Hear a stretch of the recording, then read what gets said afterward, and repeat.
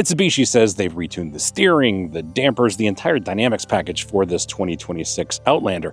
On paper, yes, it's still Rogue adjacent. In practice, Mitsubishi is trying to make this more like the Rogue with opinions. The question is whether those opinions survive 20-inch wheels in our frozen, wintry roads, or if this is just a crossover with a louder stereo and a better press release.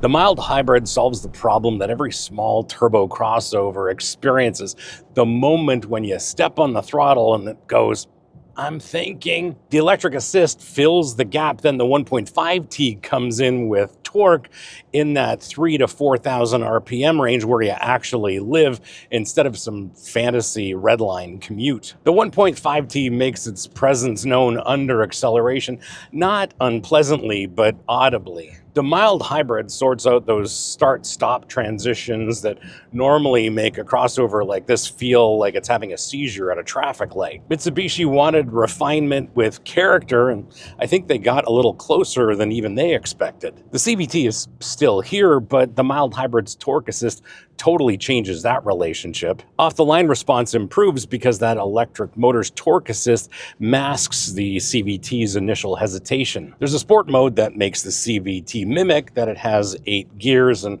using the shift paddles feels more like a suggestion than a command most of the time. In the real world, the powertrain's broader torque curve means you actually spend less time waiting for the CVT to find a ratio that it likes. Progress, not transformation. Now here's where this platform earns its keep, this all-wheel drive system with Active Yaw Control. It's genuine torque vectoring that sends torque to where you need it before you actually need it. On a lot of these snow-covered roads that we've been driving, the system shuttles torque so subtly, much more subtly than pretty much anything else in the category. The new powertrain gives the system more torque to work with, and Mitsubishi knew exactly where to spend its engineering budget. The mild hybrid system is the real story here, but the Yamaha sound system is easier to photograph. To be fair, it's easier to sell someone that than someone who has ever asked about damper rebound. Most start-stop systems are the first thing you disable because they're so rough. This one is the first one I've experienced in a long time that earns the right to stay enabled. Subscribers get notified when new episodes drop on this channel. Non-subscribers hope the algorithm will show it to them eventually, and if you want to control when you see new episodes on the channel, well, that's what the subscribe button does.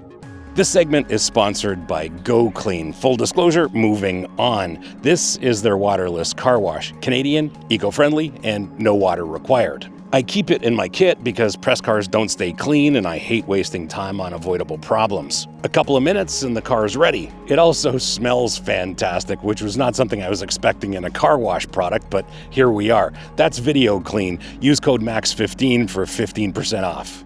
Mitsubishi says they retuned the steering, and apparently they did, but it comes in the form of more assist, not more feel. On dry pavement, it's perfectly fine. On hard-packed snow, well, you quickly realize that the steering has nothing to report. And you're basically trusting the all-wheel drive system to be your co-driver, and that's not a bad thing. Brakes are above average. Initial bite is good, and modulation all the way through the pedal is excellent. And ABS intervenes kind of in the medium range. This isn't a high-performance crossover after all, and the brake pedal does give you a lot of confidence even on these very slippery surfaces. The quality of the brake pedal feel here tells me that somebody in Mitsubishi's engineering department actually cares about stopping. And among everything in the dynamic system, the brake system is the one that feels fully resolved. The retuned damping does its best job on straight roads. At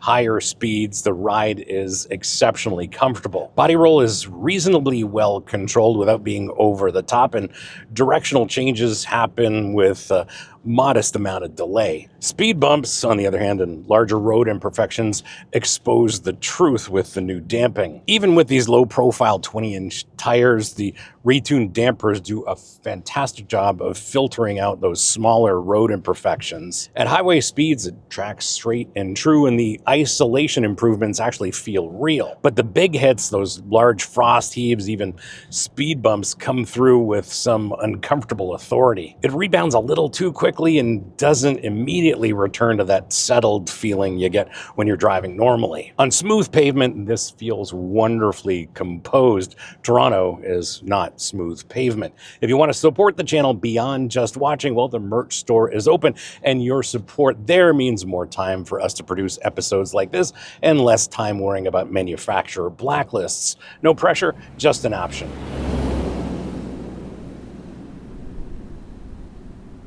When I first got in this Outlander and sat here in this driver's seat, I said to myself, this seat is German hard, like I should have opinions about where lumbar support should be. As it turns out, on longer drives, it is comfortable and supportive, plenty of adjustment in the seat, as well as the steering column, and I've got a great interface to this Outlander. The steering wheel has the right shape, the right size, encourages you to have your hands at 9 and 3, and overall, I'm just set up perfectly here in the cockpit. Forward visibility is excellent. The A-pillars are definitely on the thick side, but thankfully we have large outboard mirrors and this camera mirror, and I love these camera mirrors because they provide a wider field of view, and when you adjust all of this properly, blind spots aren't real. The center console prioritizes the wireless phone charger, which is right here, and it's actually in the perfect spot.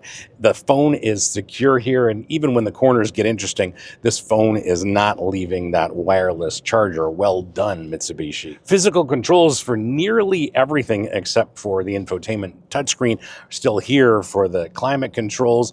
The shifter's been redesigned, as well as the controller for the all-wheel drive system, and they're perfectly placed and easy to reach. When I first tried the shifter, I'm like, where have I seen this shifter before? And I said, Nissan. That's where the shifter comes from. The instrument cluster is digital, it's visible in all kinds of lighting conditions. Definitely works for me in that way, but then when my design sensibilities kick in, I notice the 5 different fonts that Mitsubishi has used in that instrument cluster. The infotainment system works great on wireless CarPlay, and I did try the native navigation system, and when it tried to suggest a route, I think Waze in my Apple CarPlay was lurking in the background quietly whispering, do you really want to be late? The upholstery in here looks impressive and definitely looks expensive, and all the soft touch materials in this cabin have clearly been considered. The Yamaha speaker grills definitely add some visual drama all throughout the cabin, but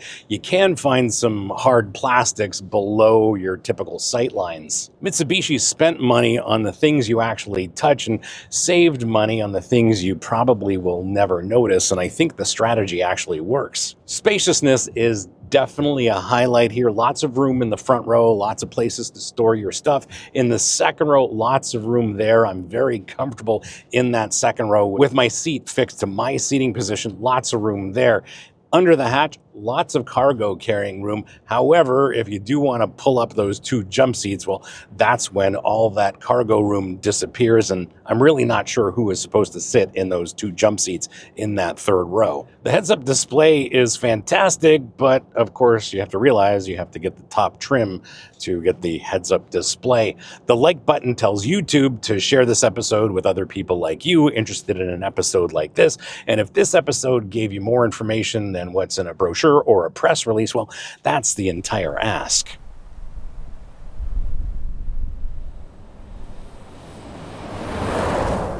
That's my take after a week, but here's what owners are saying after many months behind the wheel of their Outlanders, and it starts with universal praise of the all-wheel drive system, at least after they get rid of the OE tire. The Bridgestone Ecopias and Pirelli Scorpions that this come with are rated M+S, which means they're effective above about 45 degrees Fahrenheit. Below that, owners describe rear-end instability that disappears entirely once proper winter rubber goes on. The hardware works, the stock stock tires aren't the perfect match. Interior quality consistently surprises anyone who's cross-shopped RAV4 or CR-V. The quilted leather, soft touch surfaces, and build quality read as a class above the price point. Multiple owners with previous luxury brand experience call it remarkable for the money. Owners are also saying the infotainment system is a weak point. They report screens rebooting mid-drive, ghost touches, and backup cameras going black, triggering a recall affecting nearly 200,000 vehicles.